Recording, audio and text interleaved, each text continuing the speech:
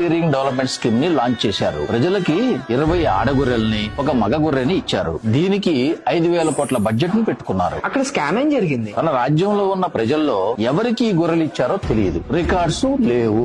ఒకటే ఇన్వాయిస్ ని మళ్ళీ వాడారు. ఎంతో ఇన్వాయిస్ నెంబర్ ని చేంజ్ చేసి 2 నెంబర్లను యాడ్ చేసుకుంటూ వెళ్ళిపోయారు. ఈ గొర్రెలను ట్రాన్స్పోర్ట్ చేయడానికి టాటా ఇండికా కారును వాడి 168 గొర్రెల్ని సింగిల్ ట్రిప్ లో మహబూబ్ నగర్ కి ట్రాన్స్పోర్ట్ చేశారు. ఇదిగో ఈ అంబులెన్స్ లో 84 గొర్రెల్ని సింగిల్ ట్రిప్ లో ఖమ్మంకి ట్రాన్స్పోర్ట్ చేశారు. ఇదిగో ఈ బైక్ మీద 126 గొర్రెల్ని సంగారెడ్డికి ట్రాన్స్పోర్ట్ చేశారట. ఈ ఆటోలో 126 గొర్రెల్ని నల్గొండకి ట్రాన్స్పోర్ట్ చేశారట.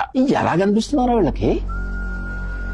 74,364 కిలోమీటర్స్ 2 days లో ఒక ట్రక్ తిరిగిందని బిల్లు క్రియేట్ చేశారా? అంటే ఈ ట్రక్ గ్లోబ్ మొత్తాన్ని 2 సార్లు తిరిగింది. అండ్ ఆ ట్రక్ డ్రైవర్ 1500 కిలోమీటర్ స్పీడ్ తో ట్రక్ నడిపాడా? ఇలాంటి ఇన్వాయిస్లు ఫేక్ బిల్స్ తయారు చేసి 1000 కోట్లు తినేశారు. ఇంత తెలివిగా తినేశారా? మరి ప్రజలు ఏం చేయలేదా? ప్రజలకి ట్యాక్స్ కట్టడం, వాళ్ళ కుటుంబాలను చూసుకోవడమే పెద్ద విషయం రా. ఇలాంటి విషయాలన్నీ మన వీడియోలో చూడడం తప్ప వాళ్ళు ఇంకేం చేయగలరు చెప్పు?